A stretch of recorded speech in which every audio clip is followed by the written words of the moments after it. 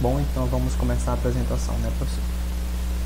No caso, o texto que foi escolhido para mim foi O Cerrado como Fogo como um Agente Ecológico. O autor desse texto é a Itaboraí Velasco Nascimento, e no caso sou eu que vou apresentar, Leona Cesar Lima Silva.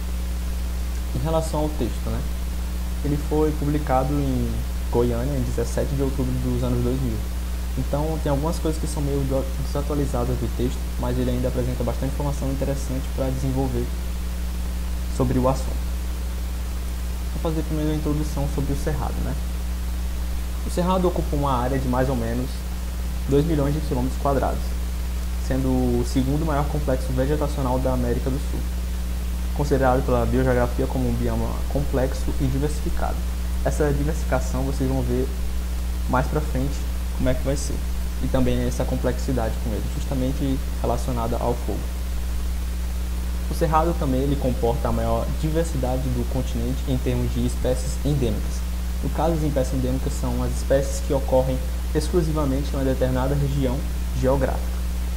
Aí eu apresentei aqui umas 4 fotinhos para mostrar quais são os tipos de espécies que estão naquele local, tipo a jaguatirica, o tamanduá-bandeira, o antá e também a ariranha.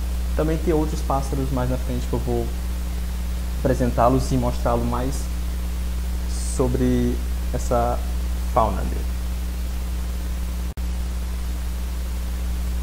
No caso, eu quero mostrar primeiramente aqui esse mapa aqui, que é onde é toda a cobertura vegetal do bioma cerrado, e tem todos os estados que estão no Brasil. No caso, eu vou passar aqui e dizer quais são os estados. Aí ele está presente no mapa de São Paulo, Distrito Federal, Goiânia, Minas Gerais, Bahia, Tocantins, Mato Grosso, Piauí, e também tem vários outros. E aqui do lado tem a porcentagem onde está presente cada uma dessa parte do cerrado em cada estado. Voltando aqui para esse mapa, vem mostrando justamente a cobertura antrópica e a cobertura natural que está sendo ocupada pelo cerrado atualmente. No caso, a cobertura antrópica, que tem a intervenção humana, são da coloração amarela, e você pode ver que na parte mais do sul está muito mais essa coloração. A cobertura natural é a parte esverdeada, que fica mais nessas partes aqui de cima. Agora mostrando aqui essa tabela, só para mostrar a porcentagem. Ele mostra a porcentagem da cobertura natural de todo aquele cerrado, que é 60,5%. A cobertura vegetal antrópica, onde tem uma certa relação do homem, chega a 38,9%. Aí essa aqui é a leitura do mapa, onde as áreas em verde você consegue ver onde estão as florestas, no caso. Floresta ombra-folha densa, floresta mista, floresta estacional semi-decidual, e no caso das coloração mais avermelhadas está a parte de savana. Aí eu botei essa legenda só para mostrar esse adentro. E no caso da coloração mais avermelhada está a savana e a mais esverdeada a floresta. E no caso no mapa que nós podemos ver aqui, a coloração mais avermelhada está muito mais presente do que a coloração verde. Ou seja, a savana é praticamente dominante nessa parte do cerrado. Vamos continuar aqui na introdução, né? Considerada como a maior área savânica do mundo, no aspecto de preservação, possuímos cerca de 2% da área constituindo parques nacionais e reservas. Esse parque aqui eu citei alguns parques nacionais, que no caso é o do próprio texto da Itaboraí. E vamos começar citando, né? Primeiro é o Parque Nacional das Emas, no estado de Goiás, com 132 mil hectares, preservando principalmente paisagens de cerrado, stricto sensu e campo. Esse stricto sensu também é um tipo de cerrado que, se eu não me engano, é cerrado... Também tem o Parque Nacional da Chapada dos Veadeiros, também no estado de Goiás, com 60 mil hectares, preservando significativa parcela da paisagem de campos rupestres. Continuando na introdução, ele apresenta mais 2 parques, que é o Parque Nacional Grande Sertão Veredas, no estado de Minas Gerais, que corresponde a 84 mil hectares, guardando uma boa amostra de áreas alagadiças e veredas. Tem o Parque Nacional do Araguaia, com 563 mil hectares, localizado na porção norte da Ilha do Bananal, no estado de Tocantins, preservando um ecótono, que no caso consiste em áreas de transição ambiental. Um ecótono justamente entre o Cerrado e a floresta amazônica. No âmbito estadual, poucos parques têm sido criados, geralmente são em pequenas dimensões, preservando habitats muito particulares. Aqui eu vou mostrar mais a paisagem do Cerrado, onde ele é dividido em várias partes, mas no texto, por ele ser acho que meio antigo, ele não tem todas essas partes, todas essas divisões. Mas eu vou mostrar mais na frente como é que vai ser. Dentre as várias paisagens do Cerrado, é importante ser dita as veredas, que são as paisagens típicas junto aos pequenos cursos d'água, gerando em áreas planas com solos hidromórficos arenosos, tendo como principal elemento florístico do porte o buriti, e em regiões mais a leste do bioma o buritirana. São exemplos de plantações, acompanhando o curso d'água e gramíneas se espraiando por toda a planície de inundação. Esse aqui já é um exemplo do campo limpo e do campo sujo.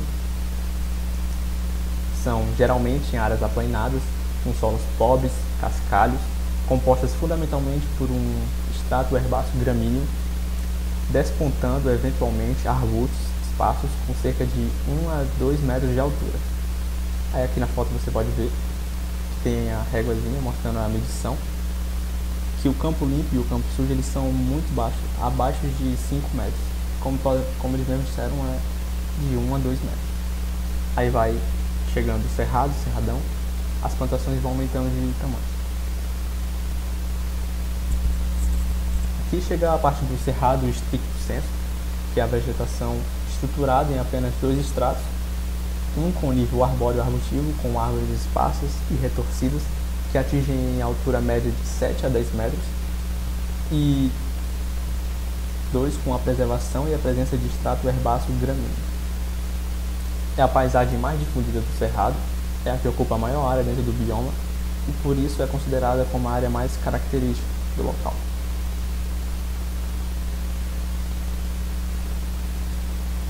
Pronto, aqui agora tem mais explicando sobre as matas de galeria, que também podem ser chamadas de matas ciliares ou florestas ripárias. Elas acompanham o curso d'água e têm composição e alturas diversificadas. Na faixa onde se estruturam, possuem e mantêm maior umidade no solo. Tem grande importância na manutenção de nascentes e proteção de mananciais, funcionando como tampão ou filtros de escoamento superficiais que poderiam carregar resíduos. Aí aqui tem a do cerradão, que se estruturam em manchas de solo mais ricos, com a composição fitossociológica semelhante à do cerrado estricto sensu, mas mais adensada e de maior porte, com o extrato arbóreo atingindo árvores até acima de 10 metros. Aí aqui são as fotos que eu achei explicando sobre essa divisão de toda a fitofisionomia do cerrado, né? E elas têm mais divisões. Que no caso dessa que eu achei, ela tem mata ciliar, tem também as matas de galeria, a mata seca, o cerradão. Vocês podem ver que todas essas partes são com áreas mais verdes, com a presença mais de solo úmido. Aí avançando já tem as formações savânicas, que é onde tem um cerrado denso, cerrado típico, cerrado ralo, Parque do Cerrado, palmeiral, veredas e o cerrado rupestre. Todos esses vocês vão vendo que vão evoluindo para uma vegetação com características mais secas, que todo o armazenamento da água está embaixo do solo, não nas plantas. E ainda tem outro, que é as formações campestres, que aqui foi onde eu consegui todas essas informações, que foi no site da Embrapa.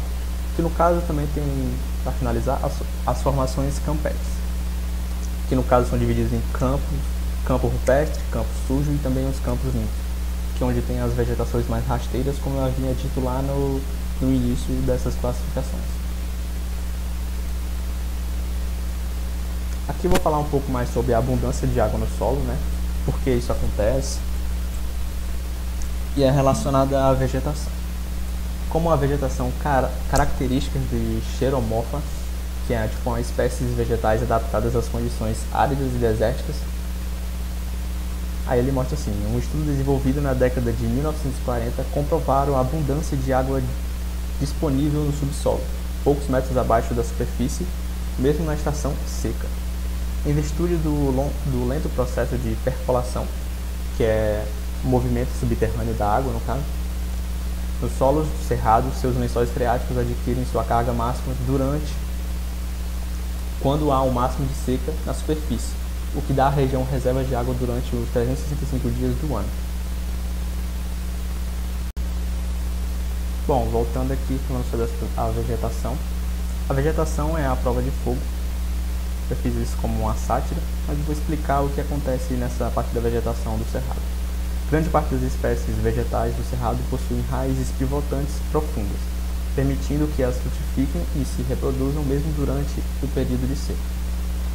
Sabe-se também que uma grande variedade de vegetação do cerrado possui os xilopódios, que são os órgãos lenhosos subterrâneos que protegem a plantação contra o fogo, cuja descoberta levou alguns cientistas a concluir que a própria vegetação do cerrado seria uma vegetação do clímax fogo, ou seja, elas podem suportar sim as queimadas e continuar sobrevivendo a elas.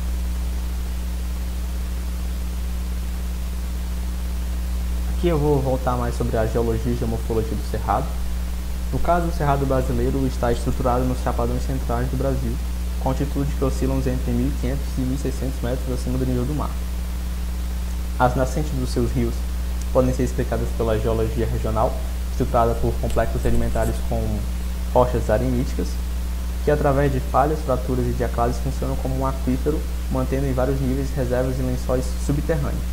No caso, as rochas areníticas, eu quis apresentar essa foto que foi de uma viagem minha lá para 7 cidades no Piauí, onde as rochas, no caso, são todas de arenito. Mostrando agora sobre as unidades do cerrado, eu quis trazer as 7 grandes unidades tipológicas e genéticas do relevo lá no cerrado. Como mostra o mapa, não são somente 7, você pode ver aqui na parte de baixo, são muito mais, só que na foto onde eu consegui tirar elas, não tinha um zoom onde eu poderia citar todas elas. Estava em baixa qualidade e não dava para mostrar. No caso, essas 7 são: a primeira pode ser citada é o planalto, uma estrutura sedimentar concordante. A segunda são superfícies de cimeiras cenozoicas. A terceira são serras em faixas de dobramento. A quarta, superfícies de aplanamento. A quinta são depressões interplanáuticas. Sexta, com sistemas fluvio-lacustres quaternários. E a sétima, um planalto em estruturas complexas. Bom, relacionado agora ao clima. Climatologicamente, a região do Cerrado está classificada como uma região de savana, com medidas pluviométricas anuais entre 1.400 a 1.700 milímetros de chuva por ano. Teoricamente, médias anuais máximas entre 25 graus e mínimas de 18 graus Celsius, com 2 estações, uma chuvosa e uma seca, podendo essa estação seca durar entre 6 a também 8 meses, o que dá um pequeno espaço de 4 meses ao período de chuva, que é caracterizado por uma quadra chuvosa. Aqui eu vou explicar um pouco mais sobre a nova capital, que é a Brasília, quando ela foi transportada para o Planalto Central, que no caso é assim. Um acelerado processo de ocupação do cerrado e com intenso desmatamento tem gerado grandes problemas relacionados à perda do solo por erosão e perda de espécies animais e também vegetais. A mudança da capital federal, que foi para Brasília, em Goiânia, para um Planalto Central brasileiro na década de 1960, impôs grandes investimentos em infraestrutura, principalmente rodoviária, gerando um imenso contingente populacional para uma região que era até a época um grande vazio demográfico. Aí eu quis mostrar esse mapa aqui novamente para vocês, porque para mostrar essa mudança, que no caso o ano do mapa é em 2006, mas como você pode ver, a cobertura antropica, que tem toda a ação humana, já tomou grande parte dessa capital federal, que é a Brasília. Só só para demonstrar isso no caso. A agropecuária no Cerrado. Continuando. O Cerrado, que produzia grãos em quantidades irrelevantes se comparados à produção nacional, passou a se destacar também nas tabelas de produção nacional, podendo situar a ocupação produtiva do Cerrado por 3 zonas, que no caso é a Zona 1, que tem área de agropecuária comercial moderna e relativamente consolidada, que abrange na totalidade ou em parcelas 5 estados brasileiros, que são Mato Grosso do Sul, Mato Grosso, Goiás, Distrito Federal e também Minas Gerais. Seguindo para as outras 2 zonas, tem a agricultura periférica em expansão, que tem áreas de expansão recente da fronteira agropecuária, que ainda apresentam baixa intensidade de ocupação e reduzido índice de aplicação tecnológica. Já na zona 3, é uma agropecuária incipiente, que tem uma zona de agricultura pouco desenvolvida e que até 1985 ainda não apresentava grande proporção de seu território, ainda não incorporando a estabelecimentos agropecuários. Bom, e aqui eu quis trazer uns mapas onde mostram a produção dessa agricultura no Nordeste, do Cerrado, no Nordeste. No caso, aqui mostra as principais áreas de produção de soja, do milho, do arroz e também do algodão no ano de 1990 na parte do Cerrado. No caso do algodão, você consegue ver que tem uma padronização nessa produção entre o Maranhão, Piauí e a Bahia. O arroz você consegue ver que tem uma maior produção no Maranhão e também no Piauí, depois vai diminuindo a porcentagem no estado da Bahia. A do milho você também consegue ver uma bastante padronização nesses 3 estados. E a da soja você vê uma grande concentração dessa produção justamente no estado da Bahia. Então vamos continuar. E aqui eu vou focar mais um pouco explicando sobre essa parte do fogo no Cerrado, né? O fogo é um dos temas mais controversos do bioma Cerrado. Sua ocorrência se dá verdadeiramente por causas naturais ou humanas. Esse era o questionamento de todos os cientistas pesquisadores naquela época, né? Então a ocorrência dessas queimadas é motivo de debate, principalmente na partir da década de 1970, quando o Mário Ferraz organizou o primeiro simpósio brasileiro lá no Cerrado, questionando os benefícios e os malefícios que o fogo causava à região.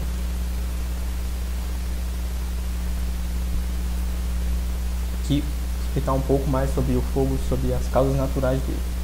A ocorrência das queimadas provocadas por fatores naturais, tais como o vulcanismo, descargas elétricas, combustão espontânea, atrito entre as rochas,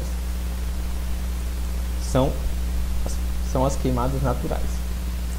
Aí aqui ele vai mostrando uma coisa interessante, que como as queimadas naquele local são fatores maioritariamente naturais, tipo vestígios de carvões vegetais em camadas de sedimentos da época do Terciário e mais antigos são normalmente encontrados em pesquisas geológicas da região do Cerrado. Ou seja, ele prova a existência dessas queimadas antes da intervenção humana. Aí no caso eu quis mostrar aqui só uma parte da tabela da escala de tempo geológico, onde você consegue ver o período terciário e o quaternário. Como você pode ver, a parte do tecido terciário foi a idade dos mamíferos e a extinção dos dinossauros. Aí justamente na parte do quaternário é que há o desenvolvimento do homem, com os Homo sapiens e outros. Aqui explicar um pouco sobre os benefícios do fogo, né? Vários estudos apontam para o fogo como um elemento fundamental à estruturação de alguma paisagem do Cerrado, gerando uma rápida rebrota, que no caso seria a rebrotação da vegetação após a queimada, que também atrai um variado contingente de herbívoros em busca dessa forragem dessas plantas.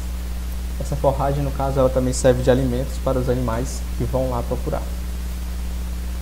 Esse fogo também ele gera uma germinação de sementes que necessitam desse choque térmico para a quebra da sua dormência vegetativa. Continuando mais sobre os benefícios, né? Vários trabalhos divulgados por vários pesquisadores mostram que em diversas situações e em biótopos específicos dentro do bioma cerrado, o fogo é uma das variáveis que fazem com que as características específicas daquele biótopo se mantenham. No caso dos mamíferos, não chega a ser afetado de vez que a velocidade do fogo e a altura das chamas permite que a maioria das vezes a travessia para as áreas já queimadas ou a fuga para lugares mais protegidos, sendo atingidos apenas aqueles menos capacitados, dentro do processo da seleção natural. Continuando. Já em relação agora à avifauna, aos pássaros do cerrado, algumas espécies como os anus, que são esses pássaros, vários pássarozinhos negros empilhados, os carcarás, que é o pássaro do meio, e as seriemas, que é o pássaro com umas patinhas mais longas, eles acompanham as queimadas e também se alimentam dos insetos, répteis que foram atingidos por esse fogo. Então, eles conseguem sobreviver àquela região através do fogo como um benefício para eles próprios. Continuando mais sobre o benefício do fogo, no caso, o cerrado e stricto sensu e o campo sujo são estruturas formadas por um aspecto retorcido de suas árvores e também o arbusto. Isso se deve à ocorrência do fogo, fazendo com que suas gemas elas rebrotem e ocorram de forma lateralmente. O fogo ocorre apenas no estrato gramíneo herbáceo, ou seja, na parte mais superficial da terra, no caso. Seu tempo de queima é extremamente curto, mesmo que as labaredas atinjam proporções maiores.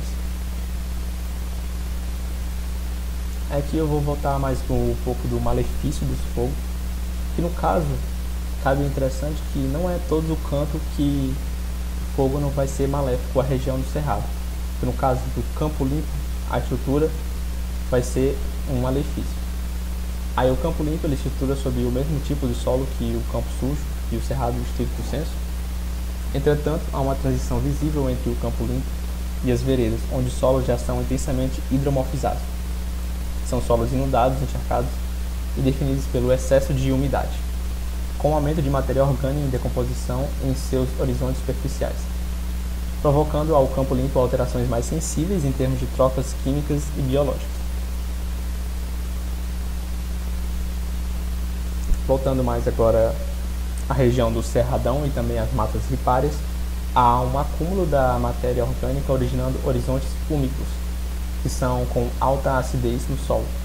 No caso, a biomassa são suficientes para gerar os efeitos catastróficos em qualquer formação florestada. No Brasil, tradicionalmente, utiliza-se o fogo como na preparação do solo e na renovação de pastagens, muitas vezes incendiando áreas de grande extensão. E aqui eu só queria citar o que aconteceu esse ano mesmo, que teve o Dia do Fogo, que eles fizeram justamente isso. Para fazer o seu plantio, eles tiveram que fazer uma grande queimada, que foi visto até em vários outros estados, com uma breve escuridão de algum desses estados. E voltando mais à conclusão, né? Se o cerrado, como sugerem alguns cientistas, é um clímax fogo, sua ocorrência não deveria criar maiores preocupações se considerada apenas sua paisagem stricto sensu. Tirando essa paisagem, existe sim um problema dessas queimadas, tendo necessário fazer algo, né, para ter essa diminuição dessas queimadas.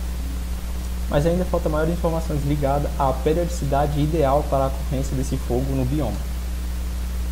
Os processos de degradação do cerrado, mais do que a ocorrência de fogo, devem ser a interferência antrópica do bioma através do desmatamento, utilização de biocidas, abertura de estradas, construção de cidades e expansão urbana. Coisas que a ação antrópica vai utilizando cada vez mais e se ocupando da localização do cerrado. Conclusão. O cerrado está perdendo suas características de paisagem e, mais que isso, está perdendo seu potencial madeireiro, oleaginoso, que são os vegetais que possuem óleos e gorduras saudáveis, que são com gorduras insaturadas. Tem também o corticeiro, que são os trabalhadores que fazem a retirada das cascas dessas árvores para comercialização também, alimentar e também medicamentoso, medicinal, onde trazem os remédios.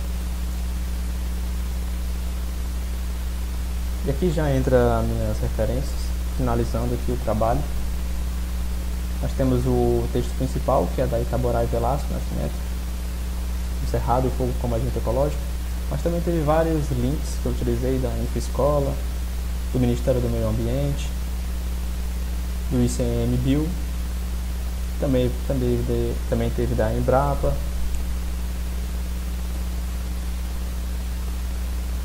E aqui também está sobre o mapa que eu utilizei, que é o mapa geomorfológico do Cerrado aplicado à definição de ecorregiões, que foi no Simpósio Brasileiro de Geografia Aplicada.